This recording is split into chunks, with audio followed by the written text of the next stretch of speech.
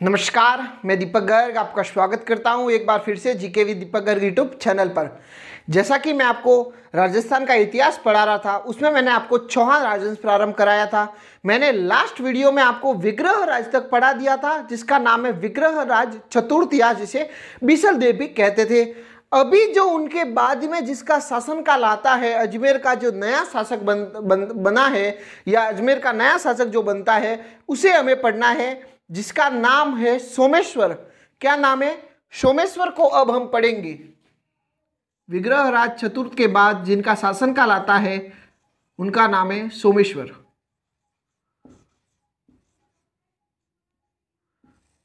क्या नाम मिलता है? सोमेश्वर। ठीक है, ये अजमेर के नए शासक है तथा इनके पुत्र का नाम होता है पृथ्वीराज चौहान तृतीय। ठीक है, ये सोमेश्वर अजमेर के नए शासक है। इनके पहले थे विग्रह राज। विग्रह राज के पहले थे अरुणोजी। अरुणोजी के मैंने आपको बताया था 2 विवाह किए थे, एक कांचन देवी से तथा एक मरु देश की राजकुमारी योध्या राजकुमारी से। कांचन देवी से जो संतान उत्पन्न हुई, उनका नाम था सोमेश्वर। इसका मतलब इनके पिता का क्या नाम हुआ? अरुणोजी। तथा योध्या राजकुमारी अरुणोजी ने जब योध्या राजकुमारी से शादी की, तो उनसे जो संतान उत्पन्न हुई, 3 संतान उत्पन्न हुई, जिनका नाम मिलता है विग्रह राज, देवदत्त तथा जगदेव। जगदेव अपने पिताजी की हत्या कर देता है, जिस कारण चौहानों का पितृहंता जगदेव को कहते हैं। विग्रह राज तथा सोमेश्वर आपस में भाई है। तो विग्रह राज के बाद में जिनका शासनकाल आएगा, वह आएगा सोमेश्वर का। ठीक है, सोमेश्वर के पिता अरुणोजी है। इतना हमने पढ़ लिया था। अब हम पढ़ेंगे सोमेश्वर को। ये अजमेर के शासक है सोमेश्वर। इसी समय जो दिल्ली पे राज कर रहे हैं, दिल्ली पर जिनका अधिकार है, उनका नाम है तोमर। किन पर? दिल्ली पर जिस शासक का अधिकार है, उसका नाम है अनंगपाल।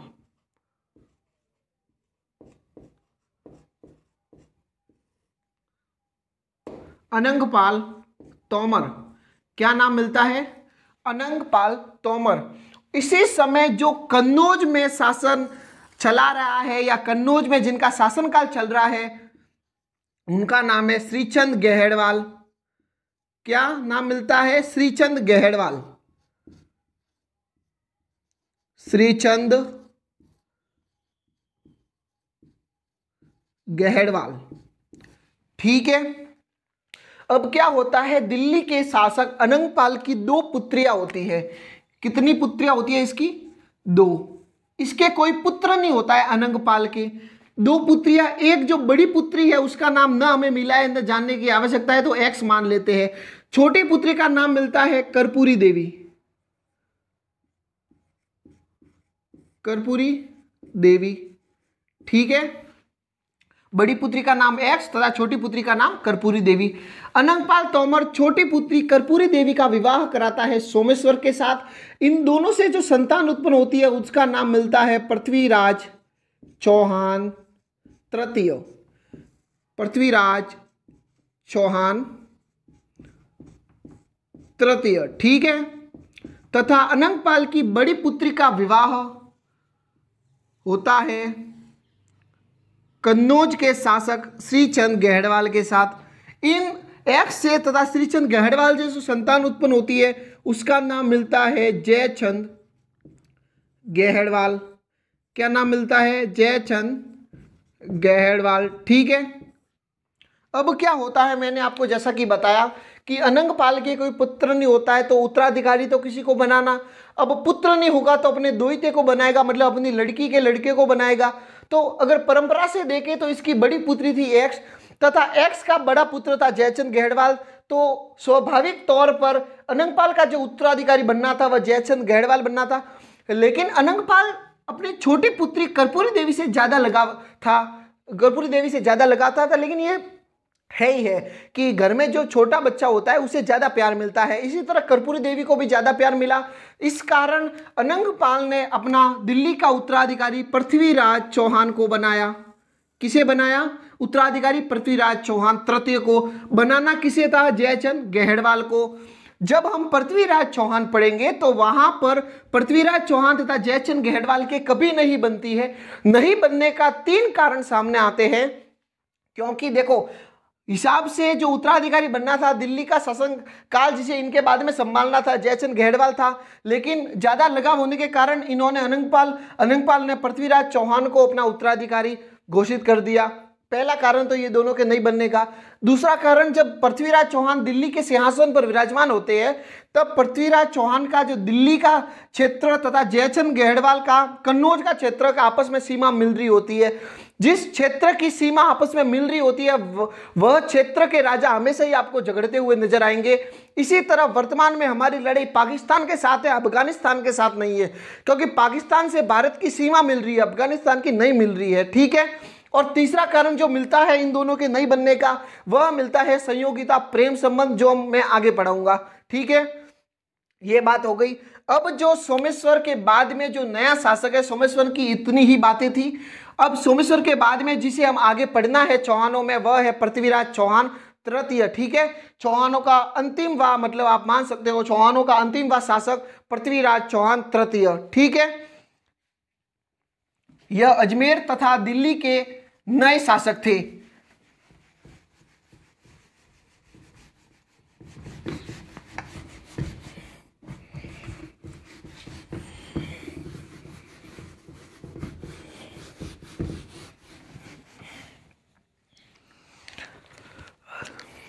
अब हम किसे पढ़ेंगे? पृथ्वीराज चौहान तृतीय को।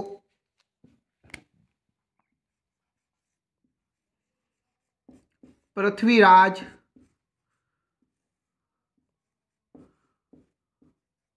चौहान तृतीय किसे पढ़ना है हमें? पृथ्वीराज चौहान तृतीय। सर्वप्रथम इनके माता पिता के बारे में जान लेते हैं। हमको पता ही है, मैंने बता भी दिया है। पिता का नाम सोमेश्वर, माता का नाम कर्पूरी देवी। ठीक है, इनका जो जन्म होता है वह होता है 1166 ईस्वी में। कब होता है इनका जन्म? 1166 ईस्वी में। इनका शासनकाल शुरू होता है 1177 ईस्वी से 1192 ईस्वी तक। कब? 1177 ईस्वी से 1192 ईस्वी तक इनका शासनकाल रहता है। अब अगर पूछ ले, आप देख लो 1166 ईस्वी का जन्म, स्वतंत्र से शासनकाल शुरू, मात्र 11 साल की उम्र में दिल्ली के सिंहासन पर बैठ गए थे। अगर प्रश्न आ जाए कि पृथ्वीराज चौहान जब दिल्ली के सिंहासन पर बैठे तब उनकी उम्र कितनी थी, तो जब पृथ्वीराज चौहान दिल्ली के सिंहासन पर बैठे तो उनकी उम्र मात्र 11 साल थी। आप सोचो 11 साल का बच्चा पूरे देश को कैसे संभालेगा। इस कारण इनके कुछ प्रारंभिक सहयोगी थे, जिनका जो पहला प्रारंभिक सहयोगी था वह इनकी माता थी कर्पूरी देवी। कौन थी इनकी माता? कर्पूरी देवी। इन्होंने राज्यकार संभाला। ठीक है, दूसरा इनका मंत्री था, जो सहयोगी था, उसका नाम मिलता है कदम्ब बास। यह इनका मंत्री था। ठीक है, तथा तीसरा जो सहयोगी था वह इनका सेनापति, जिसका नाम मिलता है भुवनमल। तीसरा सहयोगी कौन था? भुवनमल। ठीक है, भुवनमल तथा कदम्बास के लिए एक लाइन मिलती है कि इन्होंने पृथ्वीराज चौहान की इस प्रकार सहायता की थी जैसे गरुड़ ने नागपाश से राम व लक्ष्मण की थी। ठीक है, किनके लिए कही गई है? कदम्बास व भुवनमल के लिए। अब अगर पृथ्वीराज चौहान के उपनामों की बात करें कि पृथ्वीराज चौहान के उपनाम कौन से थे, तो इनके जो पृथ्वीराज चौहान के उपनाम मिलते हैं वह 3 नाम मिलते हैं। कौन कौन से? पहला जो मिलता है वह मिलता है राय पिथौरा। दूसरा मिलता है दल पंगुल। तीसरा नाम मिलता है अंतिम हिंदू सम्राट।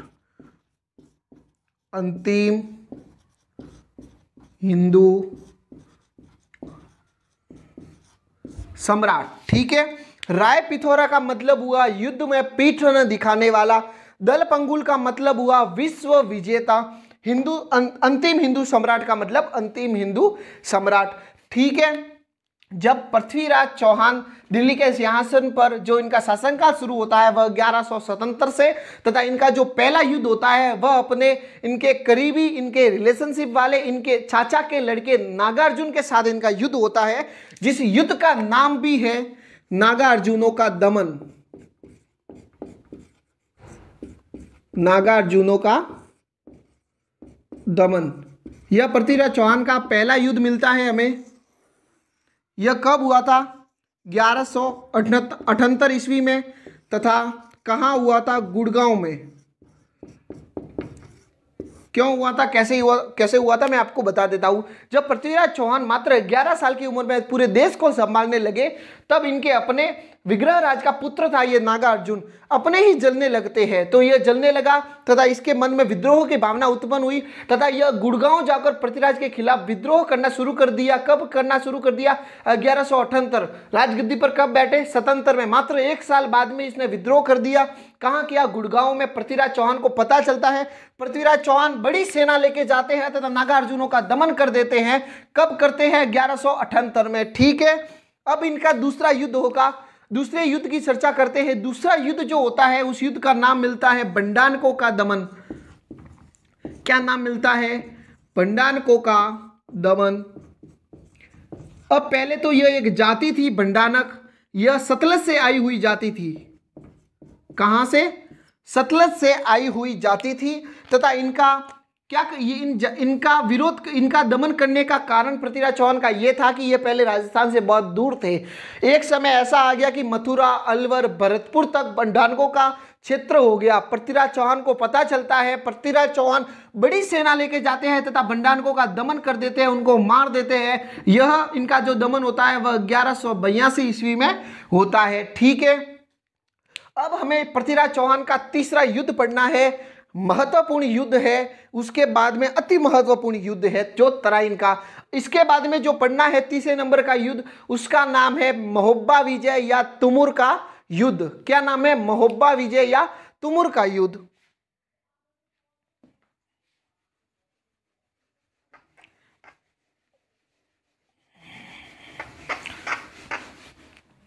आप अगर साथ साथ में लिखते हो तो अच्छी बात है, ये लिख लो। मैं लिखवाने के लिए लिख रहा हूं, वरना तो मैं ऐसे ही समझा सकता हूं। ठीक है,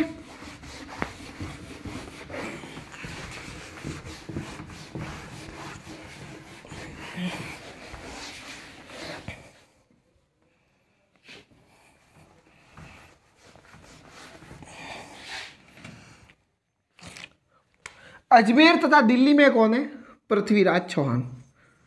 ठीक है, पृथ्वीराज चौहान।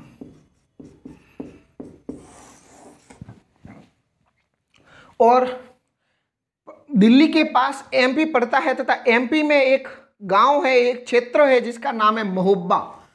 उस समय क्या नाम मिलता है? महोबा।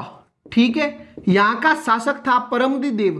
परमदी देव कौन था? परमदी देव चंदेल। और इसी समय जो कन्नौज का शासक है वह है, कन्नौज का जो शासक है वह है जयचंद गहड़वाल। कौन है कन्नौज का शासक? जयचंद गहड़वाल। परमदी देव चंदेल के 2 सेनापति होते हैं जो बहुत वीर होते हैं, जिनका नाम मिलता है आल्हा व उदल। क्या नाम मिलता है? आला व उदल। ये आला उदल एमपी साइड में बहुत प्रसिद्ध सेनापति है। जैसे हमारे इधर है जयमल व फत्ता, जैता और कुंपा, उसी तरह एमपी साइड में आला व उदल प्रसिद्ध है। आला व उदल के पास एक घोड़ा होता है जो इनके पिताजी ने दिया हुआ होता है। परमदीप चंदेल उनको मांग लेता है, पर तो आला व उदल मना करते हैं कि ये हमारे पिता की निशानी है, हम आपको नहीं देंगे। पर तो परमदीप चंदेल को गुस्सा आता है तथा अपने दरबार से इन दोनों सेनापतियों को निकाल देता है। तब ये दोनों कन्नौज के शासक जयचंद गहड़वाल के पास चले जाते हैं। कौन? आला व उदल। ठीक है, और इसी समय कुछ दिल्ली में युद्ध हो रहा होता है पृथ्वीराज चौहान का। तो दिल्ली से कुछ घायल सैनिक आ रहे होते हैं। कहां से आ रहे होते हैं? दिल्ली से घायल सैनिक, घायल सैनिक आ रहे होते हैं। किसके? पृथ्वीराज चौहान के। तो महोबा के पास जब आते हैं तो परमदी देव चंदेल को पता चलता है। परमदी देव चंदेल उन घायल सैनिकों को मरवा देता है। पृथ्वीराज चौहान का इस बात को पता चलता है कि हमारे कुछ सैनिक आ रहे थे, एक महोबा के शासक ने हमारे सैनिकों को मरवा दिया है। पृथ्वीराज को आता है, गुस्सा आता है, पृथ्वीराज बड़ी सेना लेकर युद्ध के लिए जाते हैं तथा पृथ्वीराज चौहान जो सर्वप्रथम जहां रुकते हैं वह क्षेत्र है नारायणा।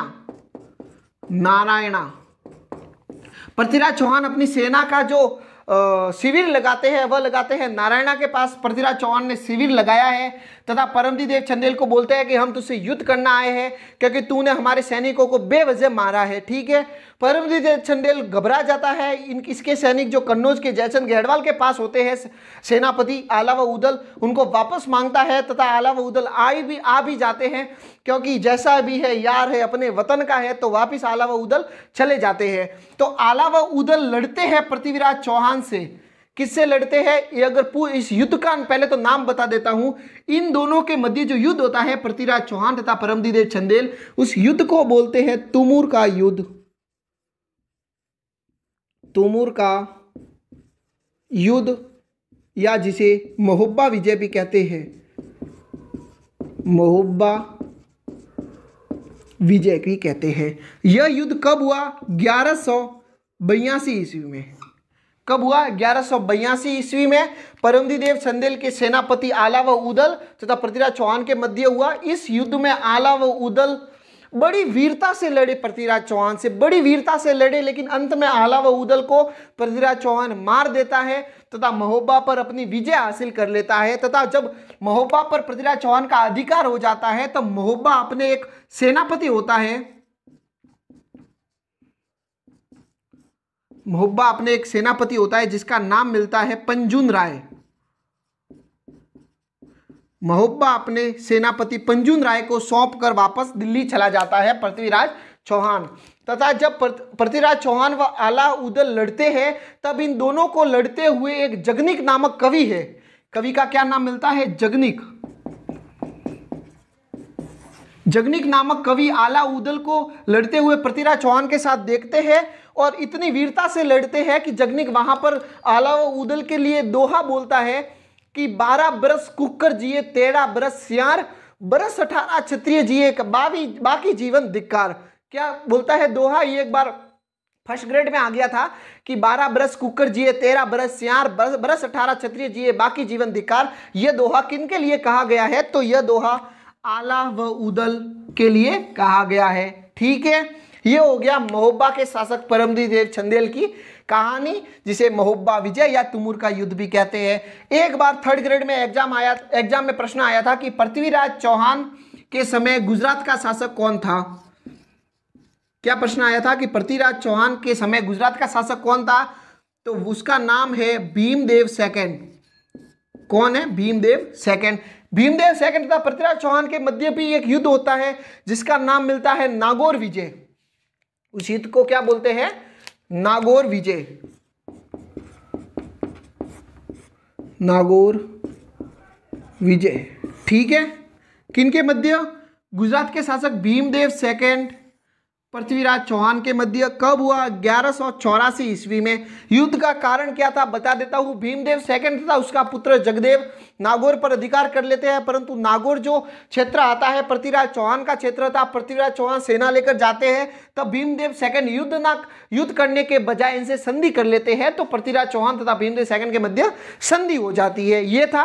अगर पृथ्वीराज रासो एक ग्रंथ है, पृथ्वीराज रासो के हिसाब से मैं बताऊं आपको कि इन दोनों के युद्ध का कारण क्या था। पृथ्वीराज रासो ये ग्रंथ है, इसके अनुसार बताऊं कि इन दोनों के युद्ध का कारण क्या था। तो इसमें लिखा हुआ है एक आबू की राजकुमारी थी जिसका नाम था इच्छिनी। क्या नाम था? आबू की राजकुमारी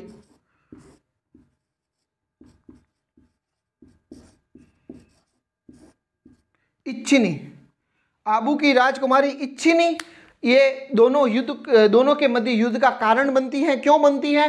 कि आबू की राजकुमारी इच्छिनी पृथ्वीराज चौहान के साथ विवाह करना चाहती थी तथा भीमदेव सेकंड इच्छिनी से विवाह करना चाहता था। तो इनके मध्य ऐसे युद्ध होता है, लेकिन यह किस में दिया गया है? पृथ्वीराज रासो में। ठीक है, अब हम अब हम नेक्स्ट वीडियो में पढ़ेंगे पृथ्वीराज तथा संयोगिता के मध्य प्रेम संबंध तथा पृथ्वीराज तथा मोहम्मद गौरी के युद्ध, जिसे तराइन का युद्ध कहते हैं, जो दो हुए थे, प्रथम युद्ध तथा द्वितीय युद्ध।